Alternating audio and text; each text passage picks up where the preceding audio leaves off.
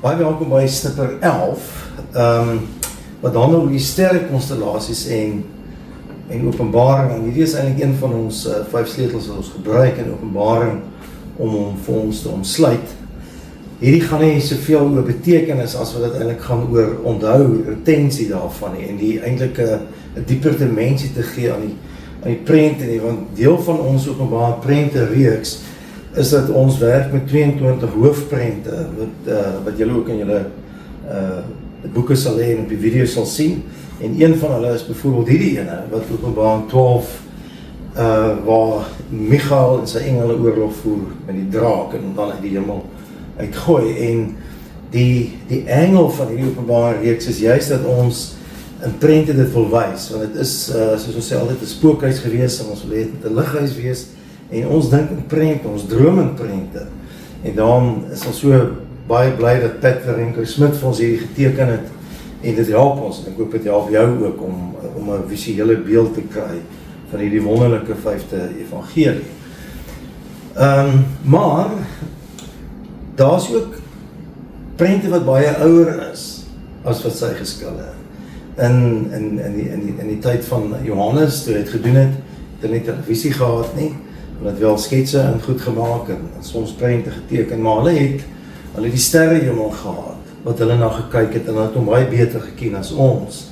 En jy kan byvoorbeeld, het hulle volgens oorlewing openbaring oorvertel vir hulle kinders, en dan was die draak was dan Scorpio gewees, weet wat jou steek en jou baie seer kan maak, en dan aan die kant het ons Micha was dan eintlik 'n Orion, wat geveg het met sy, het was al die 3 belde hier, die 3 konings vir sy beld, en die messie wat daar hang, en dan 'n swaard en 'n skild waarmee hy veg, en as jy weer daarna kyk, dan kan jy dit onthou, en ons wil hierdie dimensie ook inbring vir jou, om openbaring weer as jy buitekant is, en jy ken dalk die sterre, of jy sien weer vir Orion, dan weet jy weet soos wat hy oorwin het, en hy het oorwin om Christus aan die kruis oorwin het, kan ons ook oorwin. Nou hierdie was eintlik of is 'n teorie van 'n nuwe testamentikus met die naam van Bruce Molina, wat gesê het, en jy sal net nou sien, ek gaan sy bietjie sy credentials op die tafel sit, hy het lank in Jerusalem gebly ook, dat volgens sy teorie eintlik het, is Johannes eintlik dan die sterrehemel weggeruk, en dis eintlik wat hy gesien het. Dit kan problematies vir ons wees, want vir my voel het hy het die werklikheid gesien, en dat hierdie dalk die oorvertelling daarvan kan wees, om het maklik te maak. Want teorieë bly teorieë, maar hy het in sy boeke 'n baie groot punt gemaak van dat die sterre in die Bybel uiteindelik 'n baie belangrike rol gespeel, ook in hulle wêreldbeeld, en ek sal nie verduidelik wat ek ook alles gesê het, en ons wil eintlik 'n bietjie intap, om het vir ons net meer memorable te maak. Ek wil nie ons op te diep in die teorie ingaan nie, maar weer dat dit 'n sterk moontlikheid kan wees. Nou, Bruce Molina het op die ouderdom van 27 'n Fransiskaanse priester geword. Hy het in 1967 sy doktoraal gekry, en jy sien nou is die Biblicum Fransicanum in Jerusalem, waar hy gestudeer het ook. Hy was 48 jaar docent by Krichten Universiteit gewees. Hy het 26 boeke geskrywe, waarvan On the Genre of the Message of Revelations is een van hulle. Ook Johannes geskryf oor Handelinge, en hoe die mense van die Nuwe Testament het gesien het, wat teoloë moet bestudeer, wat ons inderdaad gedoen het. So, hierdie angle, hierdie oogpunt op openbaring wat ons self gebruik, en ek sal vir jou wys hoekom ons dit doen, want dit maak vir ons 'n klomp sleutels. Pat Smit het Openbaring 4 byvoorbeeld so geteken, wat pragtig is, nee, en as jy nou kyk na die hemelprente, dan sal jy dit sien in die tweede preek, hoe sy dit presies uitgebeeld het soos in die Bybel staan. Nou sê Bruce Molina, as jy na die hemelruim kyk, en die verduideliking van die troon van God, die ster, en die opaal, dan sit hierdie kleur van die noorderster, wat hier sit, die polariste, wat vir hulle noord aangedui het. En op 'n sekere tyd van die jaar, dan jy vir leeu daar, die sterreteken wat die leeu verteenwoordig. En jy die arend hier, wat die arend verteenwoordig. En dan het jy Sagittarius met die mense gesig, is hier, en hier het jy vir Pleiades wat die bil is. En hulle is reg rondom die troon gesetel. En die betekenis hiervan, as mens net 'n bietjie dieper kyk, dat as jy nie nou 'n foto sou neem van al die sterre dan draai, die hele al rondom die Polaris. En hy sê Openbaring, hoe baie duidelik sê dat die troon van God is die sentrum van ons wese. Nou, baie geleerdes, soos die filosoof Dooyeweerd sê, dit is waar, die Christelike filosoof, dat uit hom is die fontein waar die lewe gaan. Dis toch wat die verhaal van die tuin van Eden ook sê, en dat God alles geskep het, en ons bestaan uit hom, en deur hom, en tot hom is ons belydenisse, en met die herstel van Christus is hy weer die sentrum, van waar uit alles te verder groei, en hy moet die middelpunt ook van jou lewe wees, en alles in jou lewe moet hom omdraai, dan die balans en gesondheid in jou lewe, en rigting en krag. So, hierdie sit 'n ekstra dimensie eintlik aan Openbaring, ons mens het bysit verander glad in die boodskap van Openbaring, bloot die ryker prente wys daarvan, want op die eerste vlak kan mens dit net lees, deur die boek, en die tweede vlak kan mens die prente bysit, op die derde vlak kan jy hierdie bysit, en dit verdiep jou betekenis. Ek sê maar, jy weet, ons het nie hele probleem met die sterre eintlik, maar toch, as jy daarna kyk, sal ons, hierdie is die Suiderkruis, wat jy net in die suidelike halfrond kry, wat jy eintlik ons nou Satan aandui, as jy hierdie in verleng, die lang hang van die kruis, saam met daai sterktekens, dan is sy daaronder. En jare, en vir eeuwe eintlik het seevaarders en mense wat suid wil hê, het dit gebruik. En as ek daarna kyk, elke keer as ek in die suidelike halfrond kom, dan gee dit vir hierdie gemoedsrus. Vir my is dit baie subjektiewe belewenis dat die kruis is sentraal in my lewe. God is sentraal in my lewe. Die verhaal van Eden en die koninkryk van die Here is sentraal in my lewe van die hemel. En dit vir my daarna te wys. En eintlik, as jy die Bybel begin lees, sê maar dit nog altyd. Het die sterre groot rol gespeel in Genesis, dan vat God vir Abraham buitekant en hy sê, kyk hier, Abraham, jy is oud, maar jy glo my nie, maar jou nageslag gaan soos die sterre van die hemel wees in die sand van die see. En as Josef droom later, dan Genesis 37, dan droom hy van die son, die maan en die sterre wat voor hom buig, wat ons nou weer die symbool is van sy hele gesin wat later gebeur het. As God in Job gesels met Job, dan sê hy vir hom, dat hy is die skepper van Orion en van die beer. En dan gaan hy aan, in Job 38 sê, wie kan die gordel van Orion vastmaak? So dit word gebruik, want die mense ken dit. Dit is soos Hollywood sterre, wat in jou sepie speel, mense weet wie het is en vir wie hulle staan, en verskillende rolle waarin hulle eintlik speel. Ek dink die negativiteit van ons by sterre kom eintlik die lees van die sterre, wat ons in die keer kry, die sterre voorspel. En ook as jy gebore is in 'n bepaalde maand, dan is jy nou 'n bil, en dit het sekere karaktereienskappe. Nou hierdie kom eintlik, sê Bruce Malina, uit 475, is in die middeleeue dit ontstaan. En wat hulle gesê het, maar die sterre hemel het 'n invloed op ons. Ons weet, die maan het 'n invloed op mans en vrouens, en op die see ensovoorts. So hulle het dit net verder gevat. En hulle kry die idee met die zodiac sterretekens van die Zodiac Almanak, wat eintlik 3000 voor Christus al daar was. Wat hulle gesê het, en ek sal dit net verder verduidelik, daar was sekere tye van die jaar wat van hierdie sterretekens in die middel van die koepel is. En dit het 'n invloed dan op wat op die aarde gebeur. So hulle het 'n klein sirkeltjies getrek met dan 12 sulke klein diertjies wat hulle in die hemelruim gesien het. En trouwens, ek bedoel, as ons in die Bybel lees, dan die Hebreërs het dit ook geken, dan sê hulle Juda is die leeu. Jy weet, dan wil het verwys dat hy dalk verwys eintlik na hierdie sterreteken leeu. Nie wie hy is nie, maar dat hy dit gee om 'n naam, maar weet almal wie leeu eintlik is. En ons weet, Jesus word later ook die leeu in die stam van Juda genoem. So net eens sien hoe gebruik Bruce Malina dit. Nou moet ons onthou, daai tyd van die Babyloniese tydperk, wel dit is toe hulle weggevoer is Babylon toe, so 587 voor Christus, was dit die werk weer, die aarde was plat gewees. Kom daar staan in die Bybel as jy pilare gesit. Jy het onder het jy die doderyk, die Sioel gehad. En dan het jy 'n koepel oor die aarde gehad. En in daai koepel het die son en die maan en die sterre het beweeg. En daar was ook 'n deur gewees in die hemel, wat jy kan uitgaan. Ons lees later ook in Openbaring van die deur, waar Johannes gesê het, hy uitgegaan, of hy's geneem. En dan het hierdie sterretekens wat hier agter was, het eintlik dan nou, as die ster daar is, dan ster is 'n verskietende ster, 'n nuwe ster, het hulle geglo dit het 'n invloed op hulle lewens wat gebeur.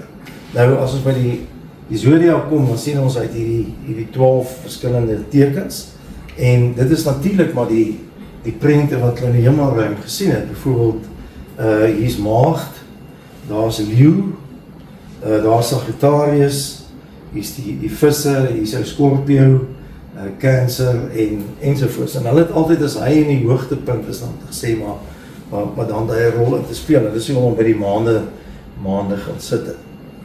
En ons sien dit nou vandag, ons glo nie dit het invloed op ons nie, ons is vrygemaak, ons bepaal ons eie lewens, ons dans eintlik saam met God, sien ons nou nie. So, maar, mens moet as jy ook Openbaring lees, moet jy nou kyk na al die ontwikkelinge wat plaasgevind is. Pythagoras het 500 jaar voor Christus, dis die ou wat met die wiskunde gewerk het, het hy gesê, hy dink die aarde is rond, hy is nie plat nie. En ons sien dan eintlik dat Aristoteles, wat 'n groot filosoof was, het in 350 voor Christus gesê, die aarde is definitief nie plat nie, met 'n koepel oor, dis meer 'n sfeer. Want hulle kon nie van buitekant af kyk, soos ons, en was Copernicus gewees, wat in die 1500 na Christus het, hy moes dan met sy teleskope gekyk, en toe sê hy nie, die aarde is rond nie, hy het ook gesê, die aarde is nie die sentrum van die heelal nie, trouwens die aarde draai om die son. En ons weet vandag, daar is hoop sulke sterrestelsels, of sonnestelsels en sterrestelsels, waarvan ons maar net eintlik een is. So, terug by die Bybel, Esegiel het 'n visioen gehad van God 593 voor Christus, is eintlik al baie naby aan die tyd dat die volk weggevat is in 587, en ons sien hier dat hy sien dan die Vader of vir God met 'n bul, 'n leeu, 'n mensegesig en 'n arend wat hy daar sien. En dis presies ook later wat ons in Openbaring sien, dieselfde tipe gesig wat beskryf word in Openbaring 4, en dit het ons net nou gesien, het Bruce Malina ons gevat om te sê, maar dit wil duidelik daarop dui dat hierdie mense die sterretekens gebruik om ook dit dan oor te vertel, of dit is met die reis gedoen, hier dit nou ook al wil sê.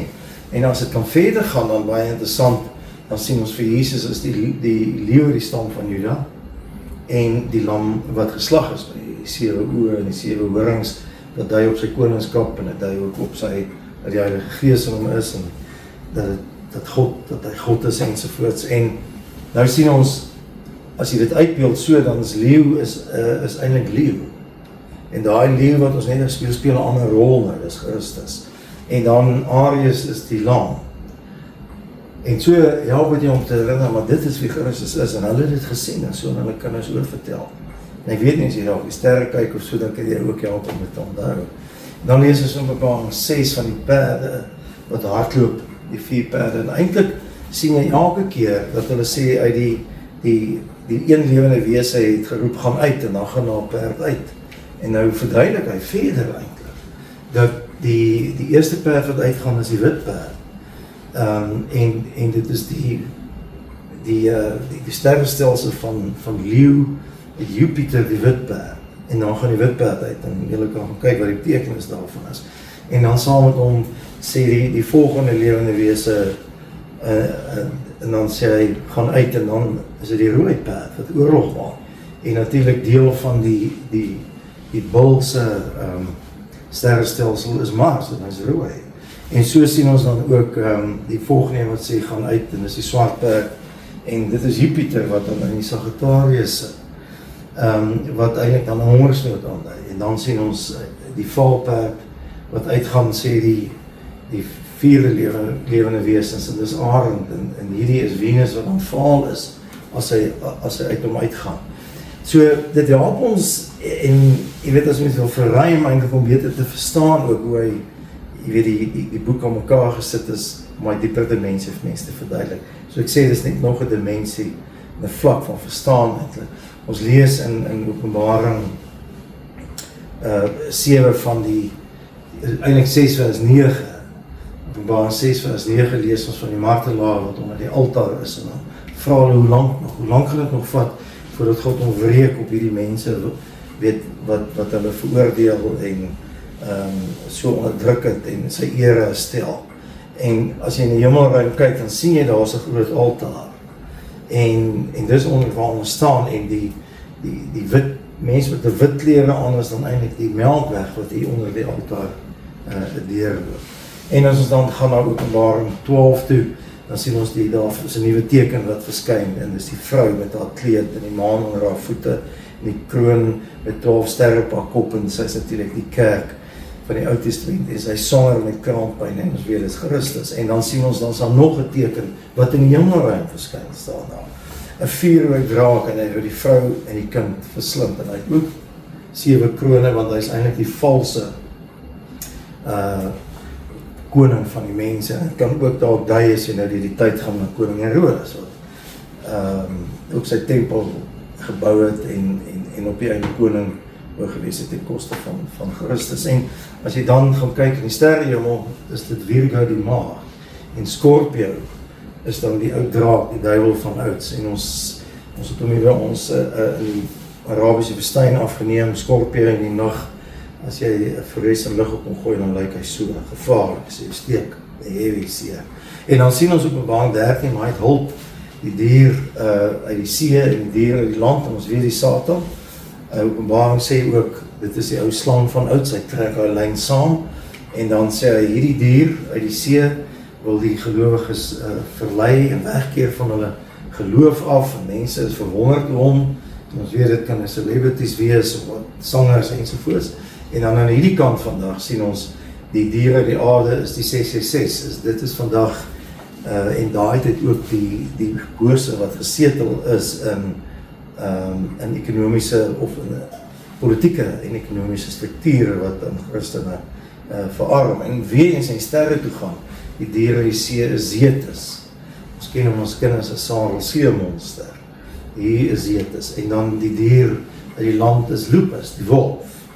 Hy is sy helper op aarde wat alles kan verslind. Ons weet, Lupus is ook daai siekte vandag. En as Openbaring, as ons baie tussenin, maar Openbaring 21, dan sien ons die nuwe Jerusalem met sy 12 poorte. Wat pragtig is, die is mos nou ewige steentes, wat eintlik as jy al die lig op hulle skyn, dan is hulle absoluut, dan blink hulle, is die skynend, en dit is pragtig eintlik. En dit was bekend in daai tyd gewees, ons sê, as al 12 hierdie gelyk verskyn, met ons weet, dit is die volmaaktheid het aangebreek. En dit is wat ons eintlik kan sien ook. So die mense wat die sterre geken het geweet, daai sterre se name, en die feit dat hulle verskyn, wil eintlik iets sê van die volmaaktheid wat aangebreek. Hierdie wil net 'n sleutel gee van die ongelooflike diepte en pragt en praal en teologiese rykheid van Openbaring, wat nie net die Bybel uitkom nie, wat die Pantokraat of die Heerser van die heelal eintlik alles inspan om vir ons te sien, en mag jy hierdie oog kry daarvoor en dit geniet as ons daardeur gaan en die sleutel soms gebruik. Dat as jy daar weer buitekant is en sien veroordeel, want jy sien hom baie keer hier, dat jy ook byvoorbeeld nie bang hoef te wees nie, want die bose is oorwin en jy sal dit heeltyd oorwin, soos Micha, omdat Jesus aan die kruis oorwin het. Baie sterkte en dankie dat jy saam kyk.